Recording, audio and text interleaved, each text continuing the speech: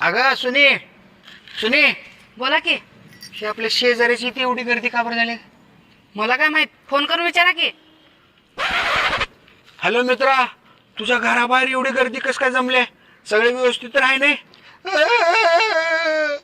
भावा, मी कुत्र पाळलं होतं का नाही, हा. त्या कुत्र्याने तुझ्या वहिनीला चावले आणि जागीच तुझी वहिनी मेली. अरे बापरे, लय वाईट झालं की.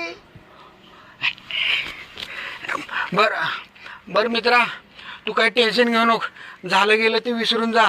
बर माझं ऐक की, बोल की. तुझं कुत्रे 1 तासाभरासाठी मला मिळेल का? तुला काय वाटलं घराबाहेर कशासाठी थांबल्यात ती माणसं? कुत्रे तुम्हाला थांबल्यात की.